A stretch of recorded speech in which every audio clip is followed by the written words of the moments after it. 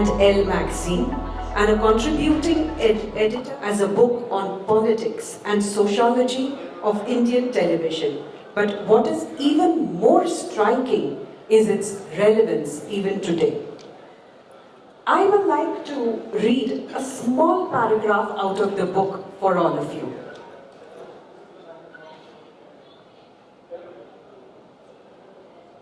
A perfect example, a group of determined students, the All Assam Students Union, had been agitating against the growing infiltration of migrants from neighboring Bangladesh.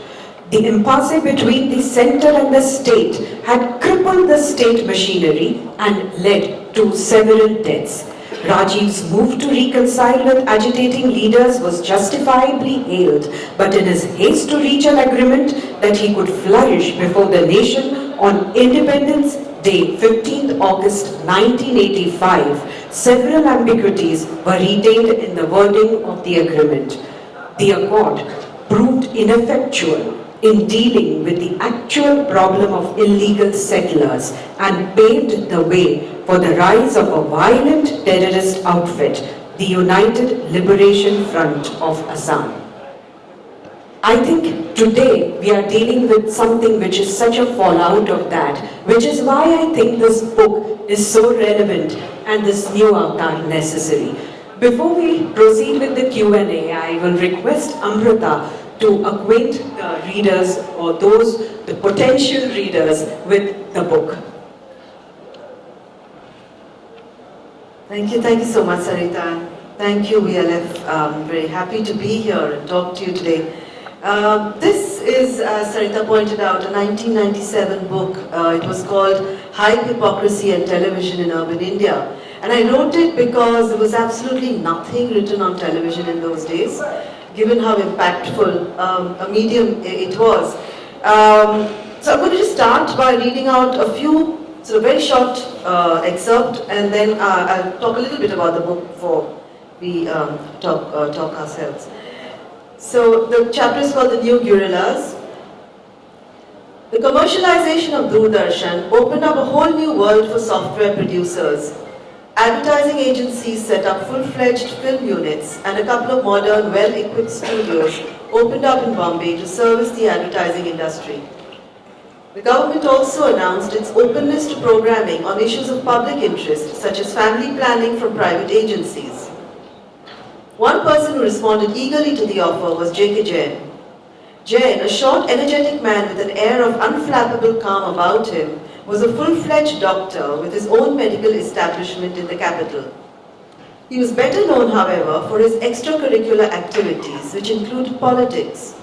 He was an active member of the BJP and the Vishwa Hindu Parishad and published a rabidly anti-Congress features magazine. The widespread sympathy generated for Rajiv Gandhi through the televisation of Mrs. Gandhi's funeral in 1984 had convinced the astute doctor that the future lay in the electronic medium. Acting upon his instinct and Doordarshan's open door policy, he went ahead and set up a state-of-the-art studio on the outskirts of Delhi. His plan to produce documentaries for Doordarshan did not work out, though. Thanks to his antipathy towards the ruling party, television authorities refused to touch him, and Jain had to be content with renting out his studio facilities to other private producers. Then, in 1987, he had an unusual customer. Chaudhry Devi Lal, the colourful Jat leader from Haryana, admitted himself to the Jain Medical Centre for a minor surgery. Devi Lal, better known as Tau or elder brother in his state, was no ordinary politician. Tall, broad-shouldered, with a benign expression and a deep, gravelly voice, the 73-year-old Devi Lal had an intimidating personality. He was also perceived as a potential threat to Rajiv's Congress party in the forthcoming state elections. Jain himself was present at the operation. As he waited for the anesthesia to take effect, he struck up a conversation with the redoubtable leader. What did he think his chances were against the Congress? He asked the Chaudhry. Chances would be good if the Congress did not control television, Devi Lal moaned. I just don't have an answer to something so powerful. I do, Jain murmured. The response was electric. The strapping Haryanvi almost leapt out of bed with excitement. Jain calmed him down and proceeded with the surgery. After he had recovered, Devilal again implored Jain for the magical solution to his dilemma. This time Jain had an answer. We can make videos, he said confidently. Now I'm looking around and I don't know how many of you remember Devilal or J.K. Jain. Okay, I'm glad to see at least one nod over here. A few nods. But, it seems so long ago. But I read this particular piece out to point out just how it was at that time. This is in the late 80s. And you see the hope of a new technology. You see the excitement of a new technology, the possibilities it opened up. You see entrepreneurship, because it's just post-91, the structure, or at least it's heading towards there. We are kind of about to open up the economy. And you have the possibility of a new form of challenge to the establishment, right? You have all these things, because television was under state monopoly at that time.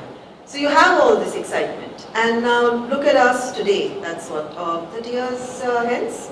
We have, let me see, I have some figures here, but we have 836 million viewers of television, 857 channels, people watching television for 3.44 hours a day, 82,000 registered publications, that's 40,000 daily newspapers, 500 million internet connections, okay? And credibility has never been so low of the media.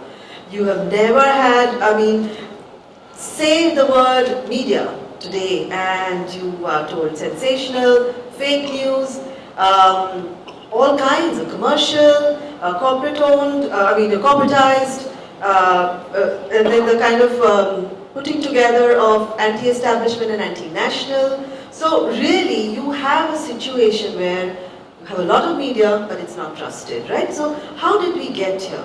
And that is the story this book tells. It's a fairly kind of, let's say, wide canvas that I cover. So it's a little hard for me to compress it all. So I'm going to give you a kind of flavor of it, and then we can go ahead and talk about something. And I hope I pique your interest enough to read this book, because it's kind of amazing to me that even when I wrote the original version of the book, and now, television, and I can extend it to the media, because even though now we have social media, etc., the themes that I tackle pretty much kind of, you can extend them to all the various media that we have today. And given that, you have hardly, I think you have about a handful of books in the public realm about this medium. Not only that, you most of them cover the industry. So, how many television sets and which are the companies, etc. But talking about social, cultural or political impact, hardly anything. And my contention is that you cannot understand India today without understanding the transition brought about by television. And I connect it to the structural reforms of 91. So just to kind of give you a snapshot of what the book covers. If I had to just talk about areas, and it's got MTV, soaps, Ramayan, rise of the middle class, consumerism, social media, WWF, it's got a whole range. I'm not going to kind of go into the details right now. I just want to kind of give you, as I said, the overarching framework is this, that it starts somewhere in sort of mid-80s, when television started exploding, but in preparation for an economic shift. So we kind of discard our mixed economy and socialism, and we move to a more capitalist economy.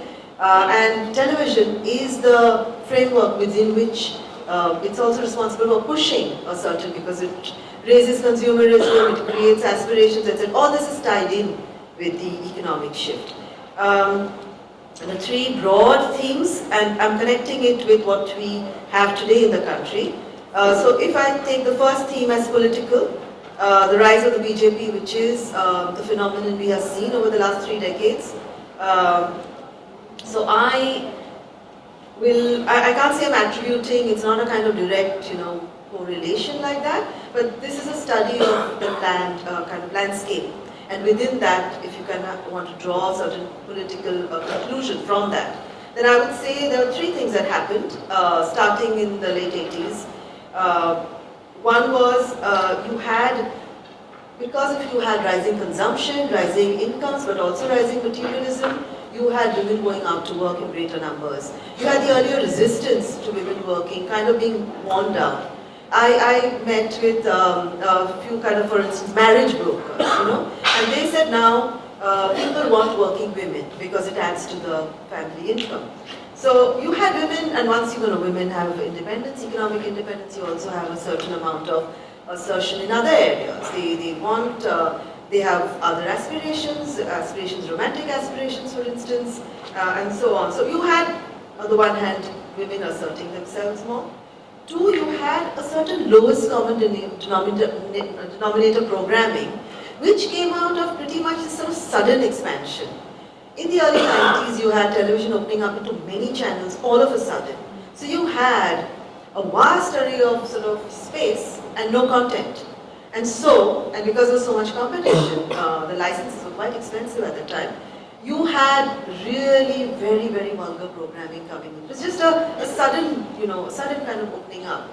Now this was going into households where we are used to, as India kind of sees things, you have the family sitting around the television set, and those days you didn't have multi-television households. You pretty much had usually one television set. And you had everyone sitting in front of this television set which was showing you this rather vulgar programming. It created an unrest, it created a lot of difficulties within the household which were not articulated. People didn't actually say this is, but there was this sort of upset which created a backlash. You had, if you remember, at that time, a lot of suddenly protest groups saying this is not Indian culture. Indian culture, what is Indian culture? That was a big kind of movement. And I'm saying that the BJP also, a lot of groups that could kind of associate themselves, either saying through an alliance of Hindutva and Indian culture, what they thought, or their definition of Indian culture connected with religion and morals, etc., what society should be, also leveraged this kind of, disturbance in society. And the third thing is a little more recent, is the kind of changing TV formats that you have post the news television, the kind of primetime debates and so on. Now you didn't have that kind of debate in the old days. So what has this format? And I'm just raising these things very quickly. I don't have time to. So pardon me, and I hope you will read the book and think about it and fight with me. But so you created a kind of debate situation. You created.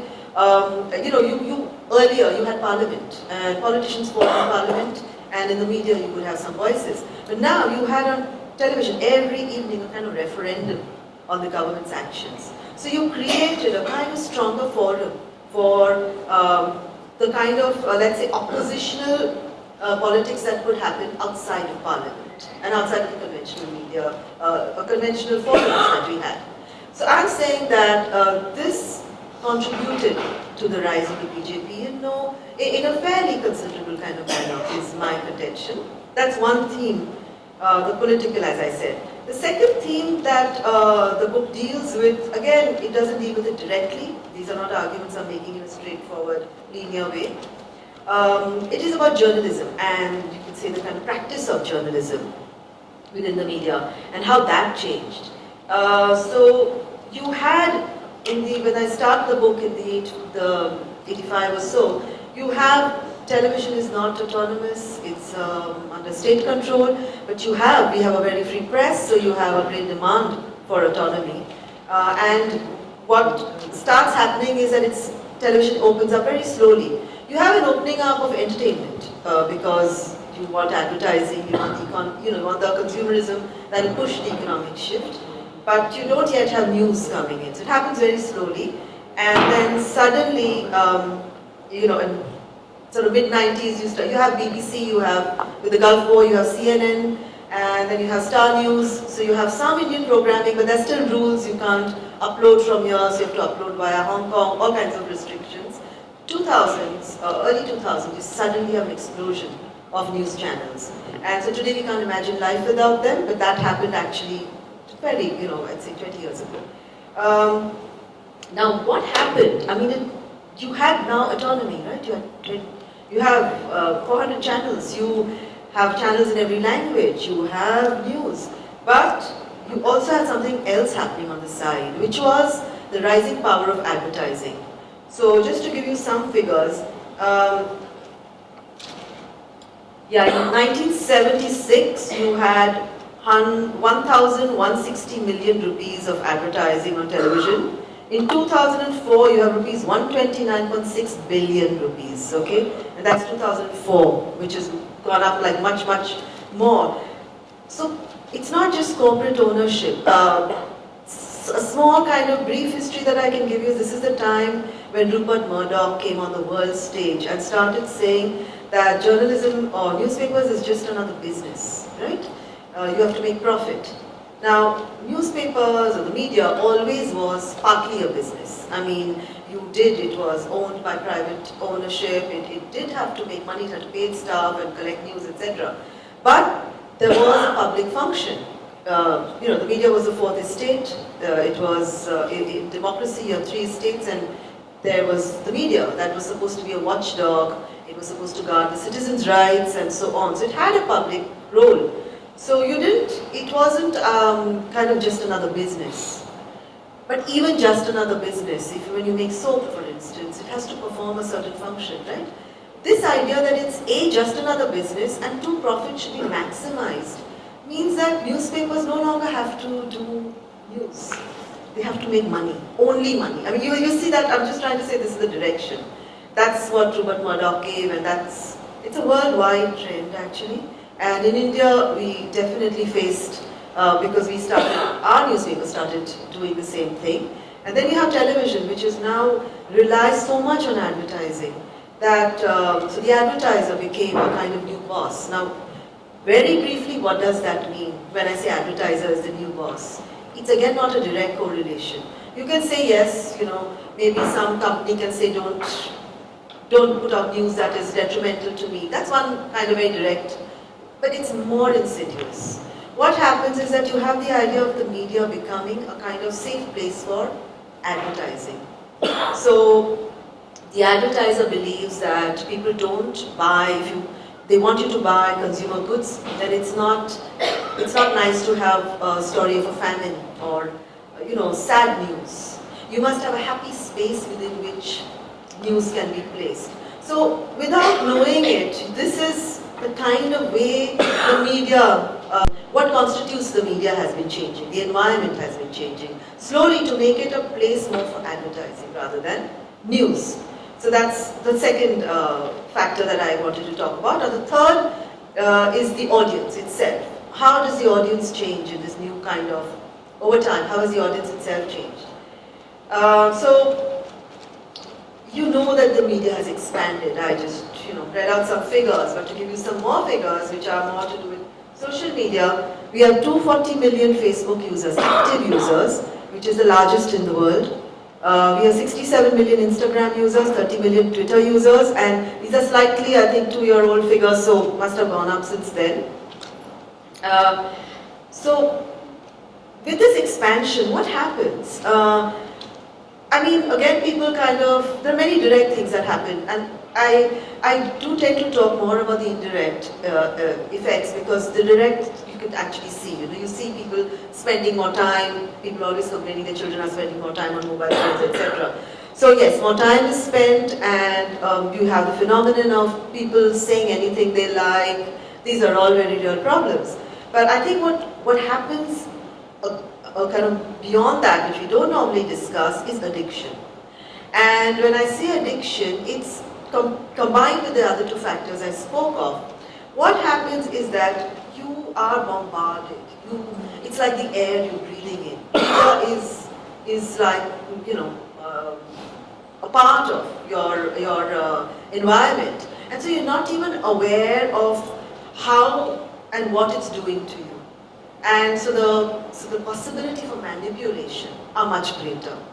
We jump from story to story. I mean, if you see how if we just reflect a little bit on how stories are done, but less on how stories are done and how we connect with those stories, we want to read about something, like we go on and on reading about it. We will, even if it's the same story, like slightly, a couple more facts, we go on and on and on. And then we'll be exhausted.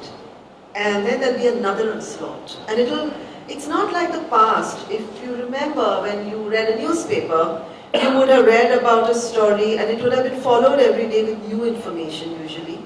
You would have boxes, perhaps sometimes with additional information, giving you an interview, another side of the story. If you read 2 newspapers and another, will have something more. So you will have kind of, more and more information coming. Now what happens is people tend to, it's more like they're entertaining, not directly, even if it's unpleasant things, or they're kind of trying to grab your attention and keep you there. And so it becomes like you feel a little helpless as a, and I'm going to use the word consumer, but I'm also going to say that it used to be citizen, now it's consumer. We consume news.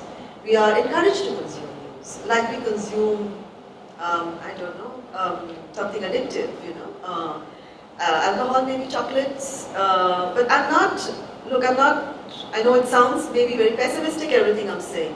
I'm a creature of the media. I have been a media practitioner my whole life, and I think the medium is not bad. It's how we use it and what we can do with it. And I see that the possibilities are endless, but given these sort of the way the traps it's fallen into, right now it's in this particular situation. So I'm going to stop here. Thank you so much, Amrita. And now for the questions. I think, as we've all gathered, we know that the book covers a lot of things, and when I read it, I found it a phenomenal socio-economic, cultural, political essay on India from the 1970s. A review in the week about the book has said that it is women, premarital sex, violence in schools, consumerism, MTV lookalikes, brand deluge, marital discord, and if I may add, it's also about prime ministers and riots and temples and mosques and underworld. Now, Amrita, this question is about the title for your book, connecting all this to just television.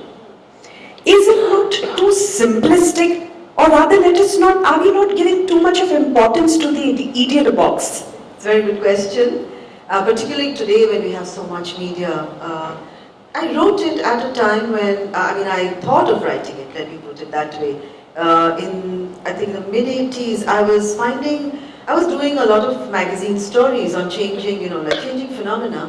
And I thought we should do a book on. I used to work for Time magazine in those days. So I sent a suggestion saying, let's do a story on the impact of television in India. And they said, well, great idea, give us a paragraph, just sort of saying how we'll do it.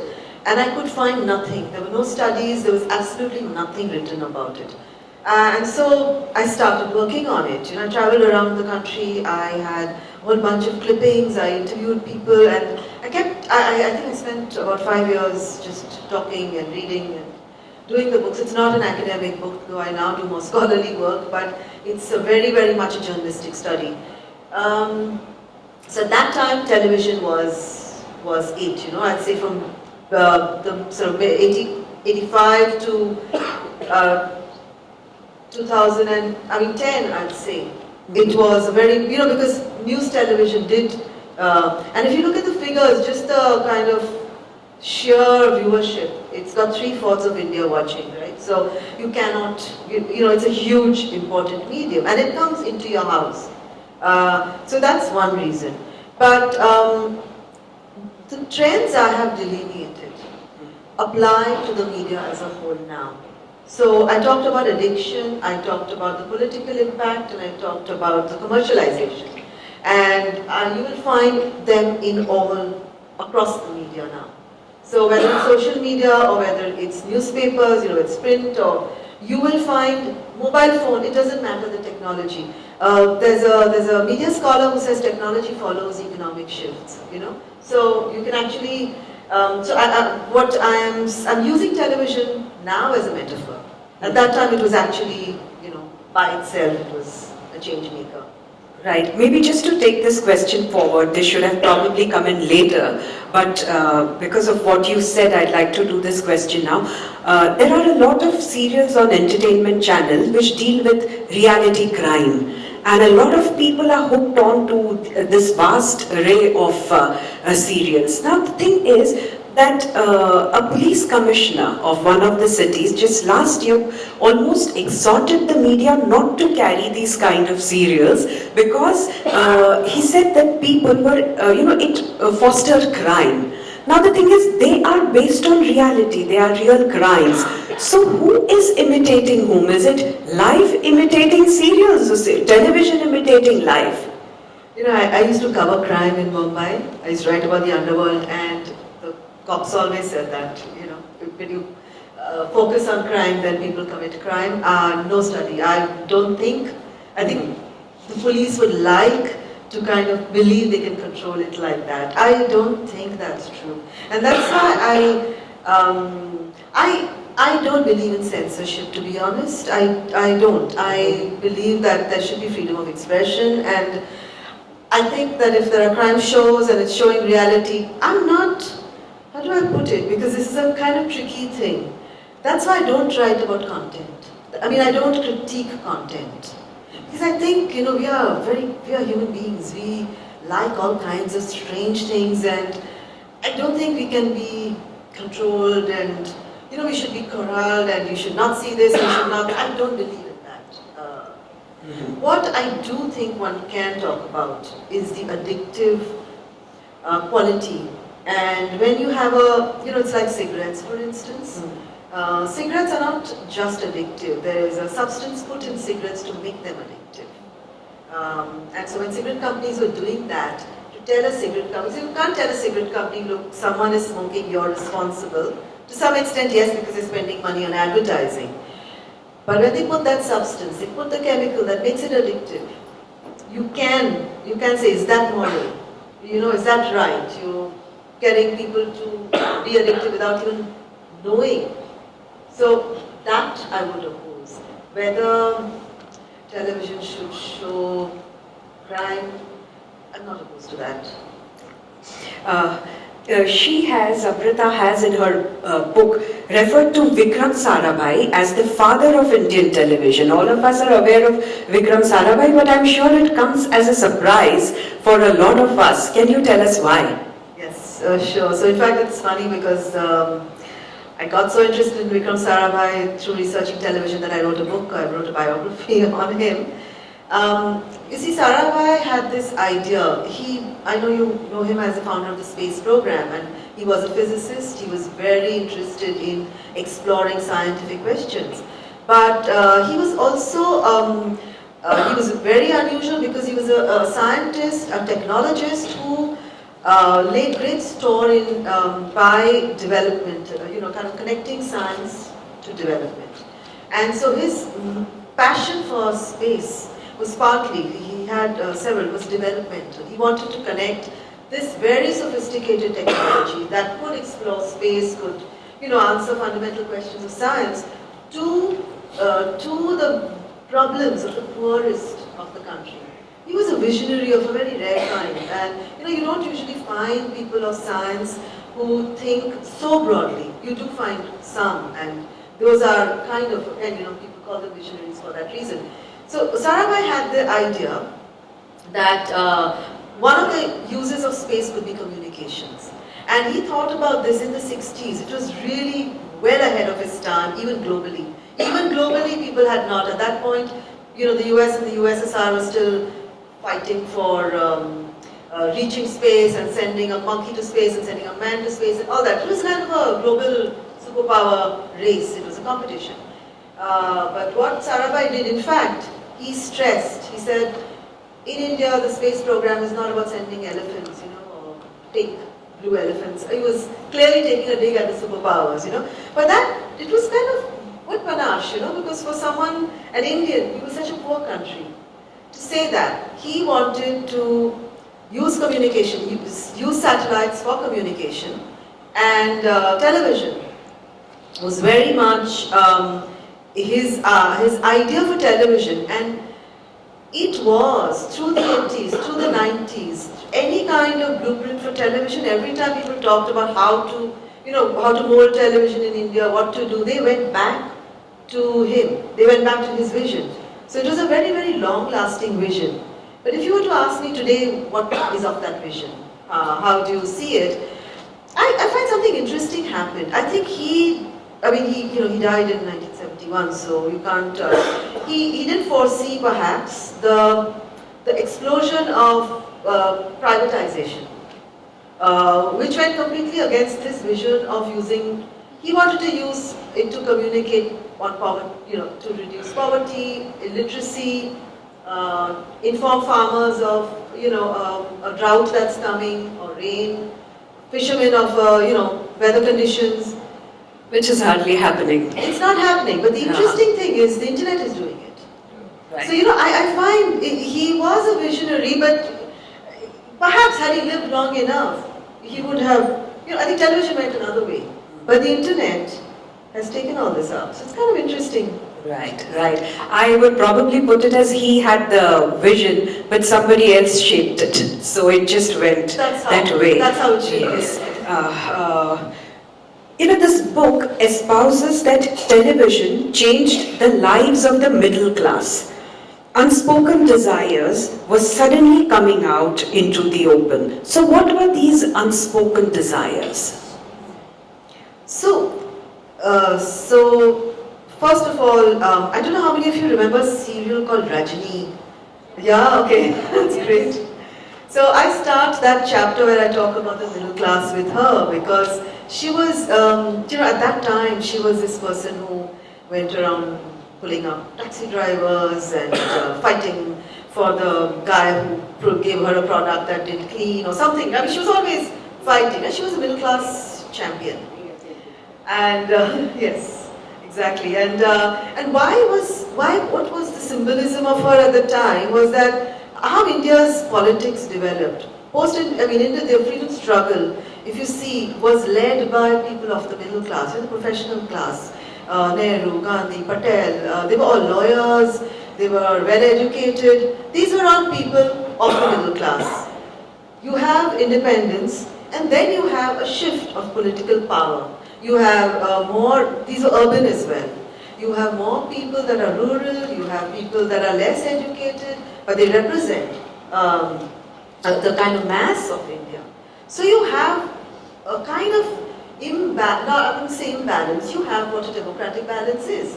But you have the middle class feeling like it's under siege. And you have the middle class always expressing this. You see it in the 70s, you see it in the 80s. So Rajini is an expression of that. Just as you could say Amitabh Bachchan perhaps was an expression of the underdog, fighting for the person who was being, the landlord was, people of some power were kind of always walking over them. You had Rajini championing, and television in a sense was, unlike Hollywood, Bollywood, you had television being able to do that because it was a much more middle class medium. So I think television gave an opening to middle class angst, this kind, we pay taxes, but the country's, roads are not done for us, that kind of political, perhaps, or civic angst. Or it could be in other ways. The other feeling was that the entrepreneurial urge, socialism was not allowing that to be expressed.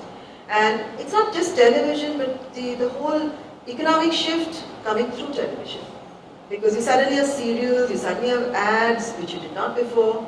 So again, there's this, I don't know if you remember, again, if you're from my generation, we used to go to movie halls to watch the ads before the film, right? And clearly now, that of course all came in. So one isn't aware, because I think sometimes these things keep happening and we don't, in India, unlike America, social history is such a big thing. Social and cultural history is written about so much. We don't do it. So we don't understand how things happened. We are just confronted with change. And so we feel very often powerless. That because we don't know how it happened, we don't know how to get some kind of hold on it. So the middle class, and then the romantic part of it. So a lot of people I interviewed told me that a lot of husbands are upset because their wives are suddenly coming up with these demands. So this one, I can't remember whether he was a sexologist or a psychiatrist, or he says, you know what, there's this ad. I mean, these women come and say, my husband never holds my hand, we never go for a walk on the beach to look at the sunset. The husband is completely perplexed because they never did it. So, and then he says, you know, these ads are showing this and there are all these urges. And it's really interesting because the women were able to express these more subtle urges. You know, it wasn't, I want a new sofa set or something. These were more, she just wants her husband to hold her hand. It was that kind of, and the other shift was towards the youth.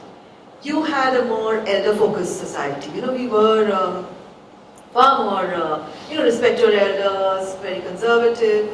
Again, television opened up in very many ways a more youth-focused society. So in that sense, the balance shifts. Right. My next question is on the women bit. You have written about India's two sets of values, one for home and one for the outside. I think the readers would be interested to know your take on how Indian women, and women especially, were impacted by television, and how this opening up actually resulted in a societal backlash for them. So I think this is really an important phenomenon, and if it's very, very, I think, closely allied to the kind of political shifts that we are seeing today.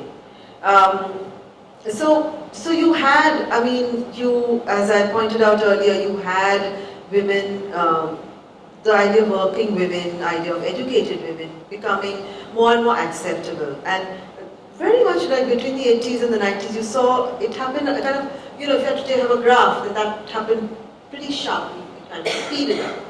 But you also had, as I said, very permissive programming. Now, there's not one set of things that happened. Complicated things happened.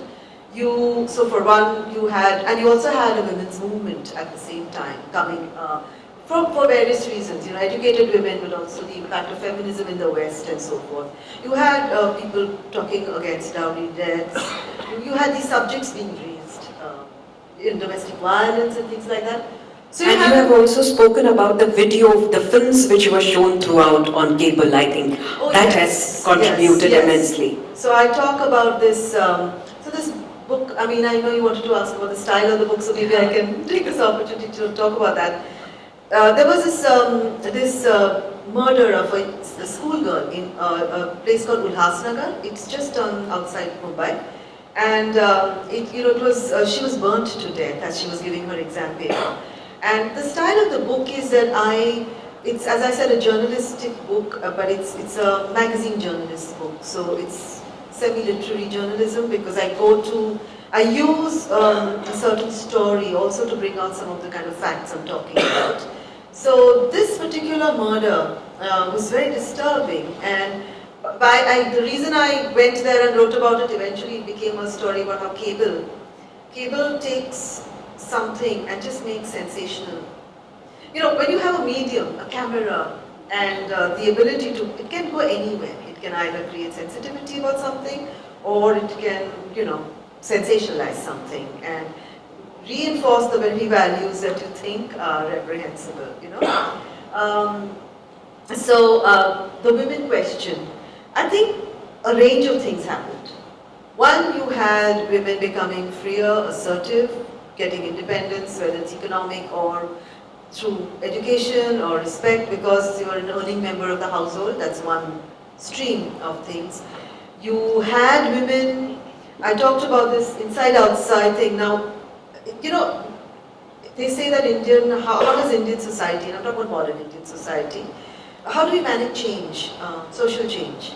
And what tends to happen is that what is outside the house, like if earlier a young couple, when they got married and went off on a honeymoon, the woman might suddenly wear a pantsuit or something that she doesn't normally wear. She might be in a ghungat at home, or might even just be wearing saris at home. But on that holiday, she will wear something slightly, and all that, it's as if we manage change by keeping some things outside. They're meant to be out of the house, and then what happens inside the house is different. But television just broke that rule because the men, I'm just saying in an older time, or maybe still in certain places, the men might go with other men to watch a very raunchy film outside, but be on their own. The women will have their own form of entertainment. Now what happened in a common TV household, you had everyone watching, let's say, Choli ke piche kya hai or something together. It created discomfort, for everyone, because an inside-outside was broken. Now the outside had come inside. And I think that was created a certain degree of, I don't even know the word to use, discomfort, but it created a wider social anxiety, which I think was not addressed. We tend, as a society, I don't know what the forum would have been to address it, because at the same time, we wanted to be modern, we wanted to be progressive. It's just that everything got confused and mixed up, because everything happened at the same time. You suddenly had an opening up of television, you suddenly had the commercialization, you had everything together. So, now the backlash was partly, I say, coming out of this anxiety. Another reason for the backlash, and I think that is an interesting thing, when I wrote the book, it was very big, the idea of the West. We are being invaded by Western culture. It was like a bogey, nobody talks about it today. I find that really interesting. But the West and what it's going to do to us was a very, very big preoccupation at that time. This was a time when serials like Bold and Beautiful, Santa Barbara, all this. Now I'm talking about a time very long ago, which I'm sure it's forgotten. Because today we live with the West, we live in a globalized world at ease. We're not worried about being invaded by the West. But it's interesting to see the process by which it went through. And what happened, for instance, when MTV came, we were, this was the thing, MTV should not come, it will invade us. What actually happened was, and I thought that was really interesting, Indian film people, and we have a lot of talent, we have a lot of programming talent. They started, we started having the rise of independent pop in India. And so MTV was forced to change. It's not like the West invaded us, they changed. But in the process, and this is what, where this book, the previous book kind of ended in a sense, was that it's not that we fought back the West. Yes, we did fight it in the sense that MTV had to, Channel V had to come, and then now just there's a kind of whole plethora of, music video, etc. has become quite common. And we have a whole youth culture of our own. But we don't, what we do is we take the West, it's like what I call Ulhas Nagri Mal, where we make a fake version that's as good as the West. So in a way, and I'm raising this just so that we can explore who we are, what is Indian culture, who are we as a society, what do all these changes mean? Instead of just allowing, because what tends to happen is all kinds of, it's almost as if we're swept along by waves of what is Indian culture, invasion of the West, it's as if we have no sense of who we are, so that then we can engage with various cultures and change. Yes. You have written, Amrita, about how Jawaharlal Nehru wanted to control the broadcast media as a preventive measure against disintegration. Then how Mrs. Indira Gandhi's reign, criticism was completely blanked out. And how Rajiv Gandhi used television in a subtler, cooler style, but almost to a saturation level to project himself. And now Narendra Modi, who spent rupees 5,000 crore in 2014 elections to position himself not just as a leader, but as an object of mass consumption, in your words. So what has really changed, It's a good question, because actually we've come full circle, But again, if we understand how that's happened, then I think if we want to, as a society, engage with this, because it doesn't have to be this inevitable force of change this way or that way or whatever. We can have a voice, and that's why, for me, it's always important to understand. When In the Nehru context, first of all, television was not what we know it today. In the 70s and the 80s, up to Indira Gandhi, up to Rajiv Gandhi, television was not considered. Radio was the medium, and if you think about World War II, Churchill on the radio, it was a hot medium, as they said. Hot medium in the sense that a Churchillian, the way he talked, his oratory, etc., worked very well on radio. He would not work well on television. So that's important to understand. It was that era of when, so to talk about the Nehruvian era, again, radio was the big thing. Television was not even, it was just the idea of television was coming in. That period was post, we've just achieved independence, it's post-war. The idea is still where we're talking about combating enemies through war, etc. It was that era of and the Cold War was just kind of hotting up in a way. So it had different poles. So the idea of broadcast medium being controlled was fairly acknowledged worldwide. And so Nehru fits into that state of privacy, yes. But slowly you start having privatization, and you have, some of the European countries actually privatized later, and over time you still had the BBC, French television was not free till much later, but America you started having commercial television, which now Indira Gandhi's time, again she was a politician from the hot medium era, so her speeches were full of fire and etc. And she used whatever television we had as a propaganda tool. It was completely controlled. It was odd because we had a free press, so far as a press can be free within, but we had a free press, and we had television and radio that were controlled. And Rajiv Gandhi comes in and something interesting happens.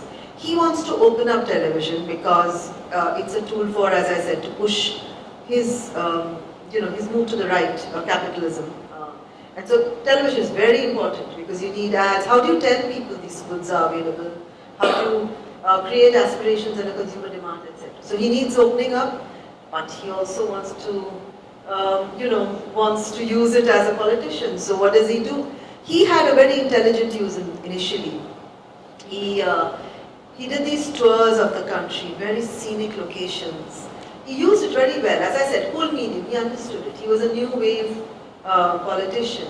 And then I think it didn't continue that way. Entertainment opened up, but I think they lost their nerve and didn't open it up politically. They did. They started opening it up. They had programs like January here. Now you come to the era of Narendra Modi. I think in between is not very interesting use of television, so I could skip that. Narendra Modi is very much a politician of today. The media he rests a lot. I would say he understands it and he uses it. The media, communication in a certain without ever really speaking to the media. Exactly. So he has all those notions of journalism, of actually, having press conferences or being grilled, as you could say. He communicates directly, so he's using, and you're right, because he's using radio as a hot medium in that sense, completely back to World War II. But he uses all media. It's not television, no. He has positioned himself, and I think he's the first Indian politician to do that. In the West, they've done it, but I think, to my mind, I'm trying to think, because Putin does it in a certain way. Certainly, Reagan was already a star, so, but you have, I wouldn't compare because there's not enough time to be a long answer for that. What he does is he bombards you with his image. And so it is the strategy of a Coca-Cola. You have so much, we all know what Coca-Cola is. We know the colors, we know the branding. And so if tomorrow there's a slightly cold day, you're not going to not drink Coke. You will still drink Coke. It doesn't get affected by the vagaries of anything because it's such a strong brand. And that's what he does. He positions himself as a consumer product. And I'll tell you why I say that. I have followed his, because I've written another book called Ahmedabad, the City in the World. And that book looked at Ahmedabad at a time when Narendra Modi was chief minister. But I knew that he was going to reach national eminence. And so I guess what I studied was what is now known as the Gujarat model. Part of that was also his use of communication strategy. And he's the first politician, I would say. See, politicians, a lot of politicians will have their ads in the papers and they'll have their ads on television. I mean, you know, it's not like this is not new. Jayalalitha was, all politicians have done that. But if you look at his imagery, it's very much like an advertising. If you see the background, the colors, I've studied a lot of photographs of his, and he uses, so if there's a poster on defense, he'll be looking stern, and there'll be a certain positioning of how he looks. If he's talking about the girl child or something, there'll be this sort of face that will be slightly tender, and you know, there'll be an expression of, he is consummate model, I would say. And if you look at his studies photographs carefully, the color, I mean, I've actually mentioned some of the examples in the book. You know, it's very much like that. And because I edited Elle magazine, I understand how it's done. So, you know, the color code, like that we have the scarf will match the ring, or the background, the lighting, none of this is thoughtless. You see other politicians' pictures, or how, I mean, they're just pictures, flat pictures, you know, I mean, they're just pretty bad pictures, and lurid backgrounds, and no, not you. So you're not even aware this is happening because it's subtle. But you have to understand how a strategy works, you have to break down this communication strategy. Oh, that was really interesting, and before we move to the Q&A, there's this one question which I would like to ask you before we go to the audience. That is, as the mesh of television increased, several things like communal riots got more and more coverage.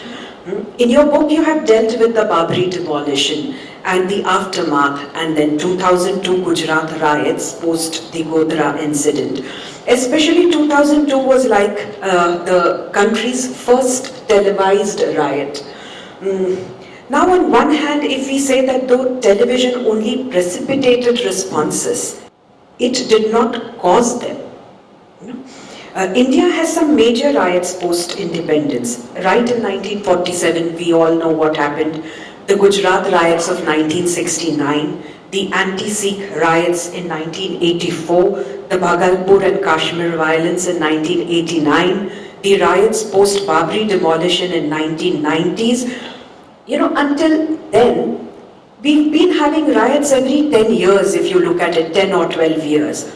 But India's first televised riots, that is 2002, I think after that we have not had riots. At least not riots which were so large, largely spread, widely spread. We've had riots which were more localized.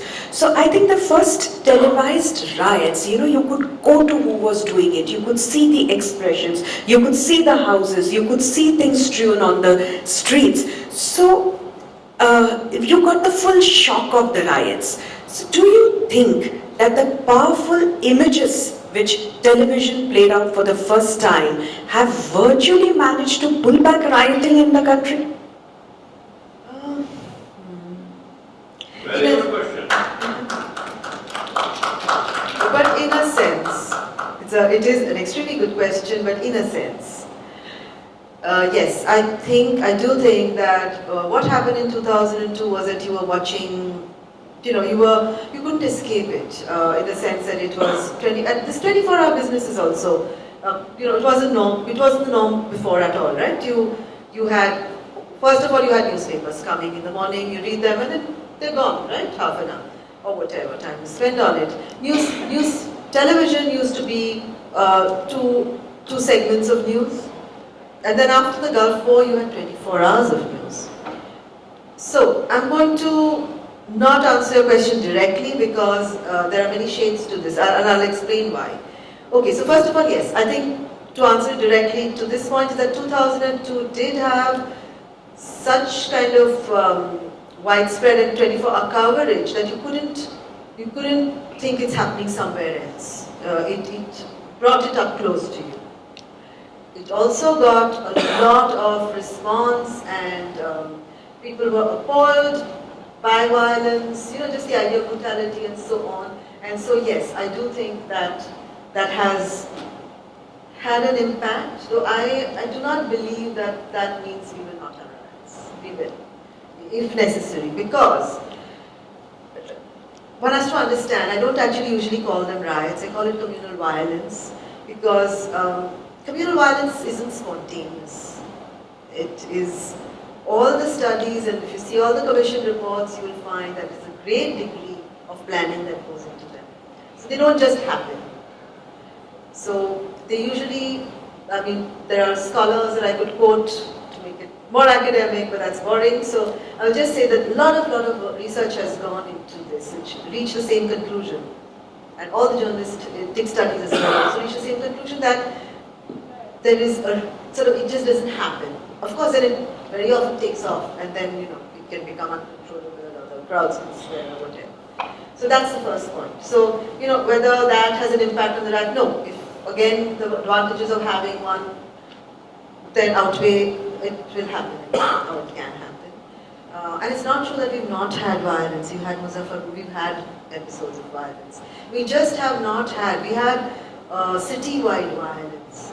Large 84. Very localized violence. I don't say it's localized. It was in big cities. So you had 84 Delhi, you had 93 Mumbai, and you had 2002 Ahmedabad, Gujarat.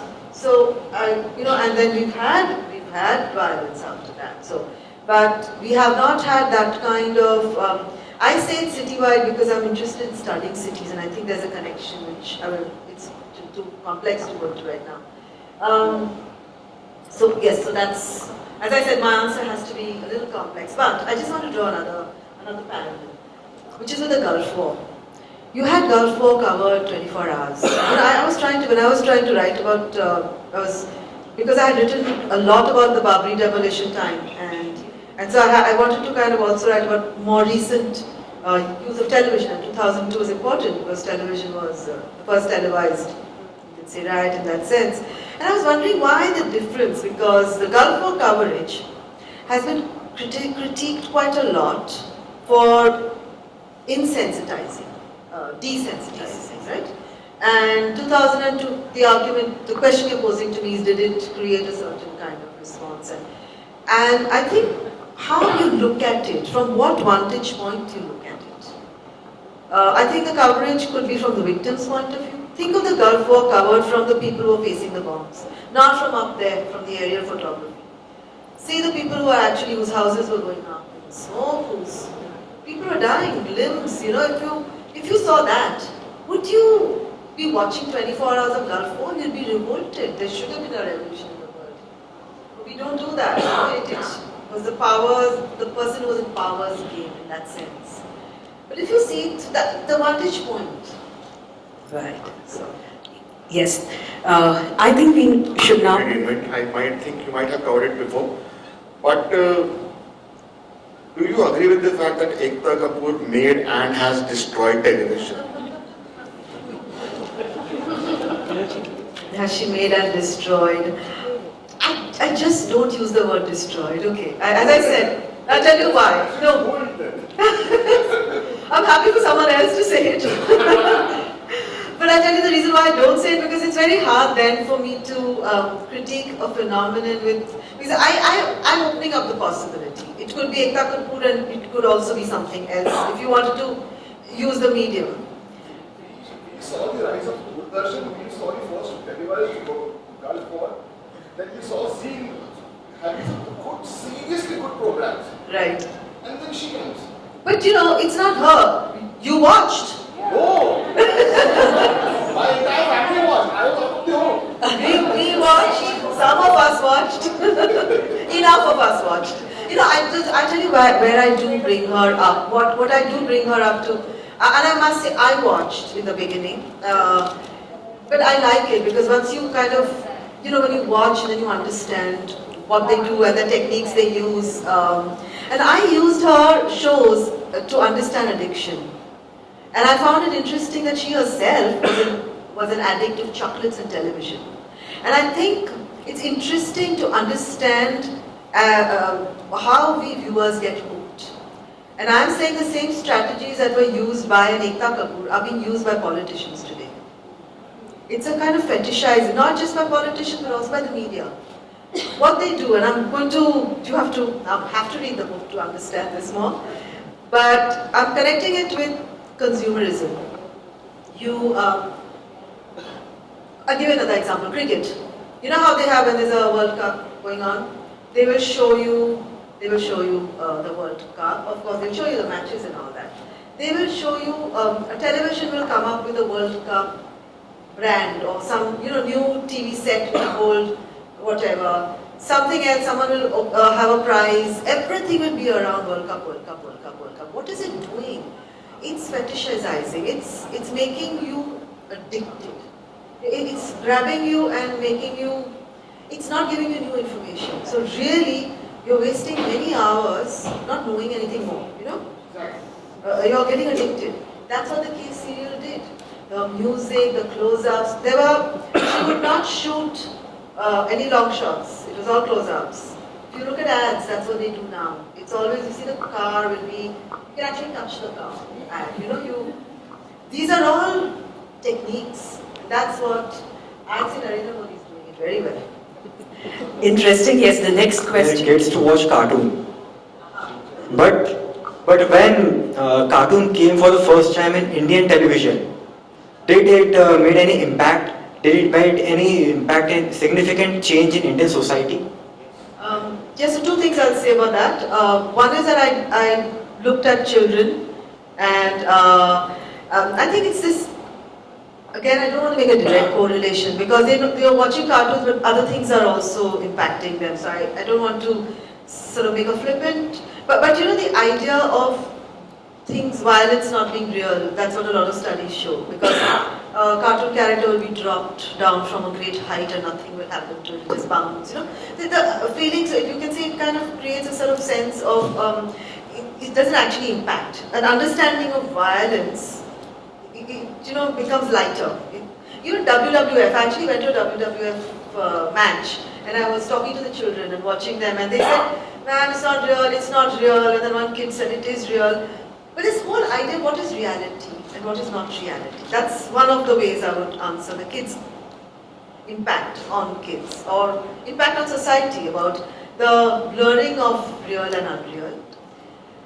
But kids and parents not allowing them to watch cartoons, I have to say something about that. I went to this school in Delhi, they had done a study of trying to understand children, and they found that the kids were going to, like they would come in the morning, they would eat up their lunch in the short recess, they would rush to the bathroom, all kinds of things were happening that were not happening before. And so they are trying to figure out why this was happening, and they found but the parents are watching TV till really late at night. And they couldn't get up early morning to do all the things, make the kids breakfast. And so, I don't know, parents are more guilty than kids, being addicted to television. Ma'am, half the truth and blatant lies, that's all we are being spread every day. And media is making fool out of the public, and media is making fool out of the Indian public.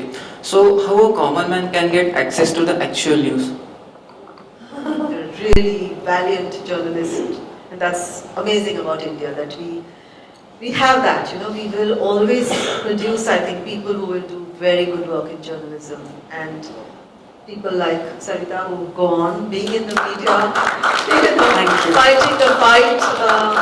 So I think that's one thing is that perhaps you could make that, try and make an effort to find them. I know it's not easy because how do you sift, right? And then there are people who are devoted to trying to figure out what is fake news and what is not.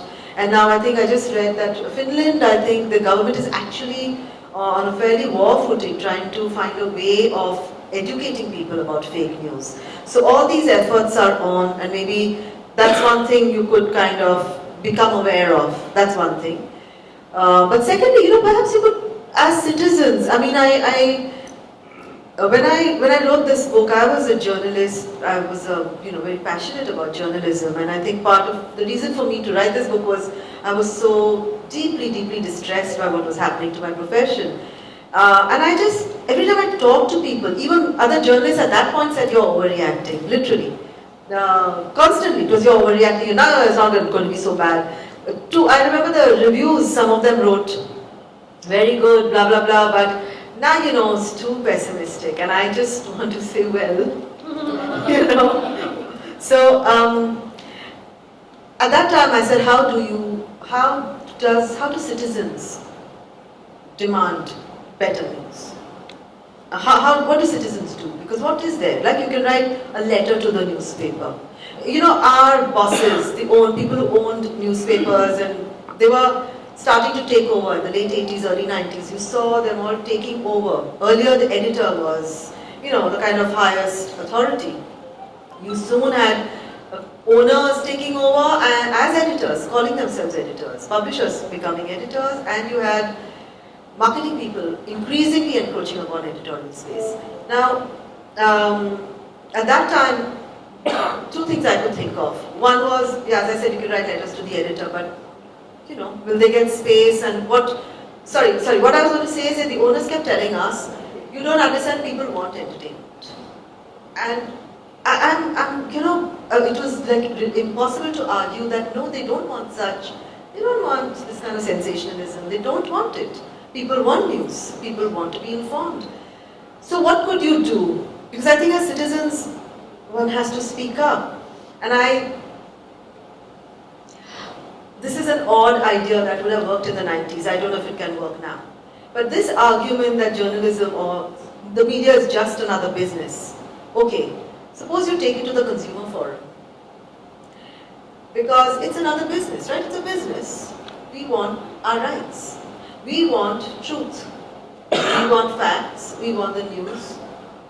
And if you are, it's like, suppose I was making refrigerators and I advertise that it can cool within 1 hour or something, and you bought it and it doesn't cool within 1 hour, it takes 24 hours, you can perhaps take it to the consumer court, right?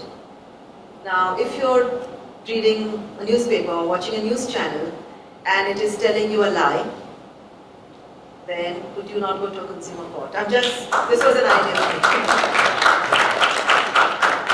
Thank you. Instead of taking it to the courts for just defamation, this is very innovative, and thank you very much. I know there are a lot of questions, but they can also be addressed later. Thank you. Yeah, you can take the water at the author's lounge and please from our local author.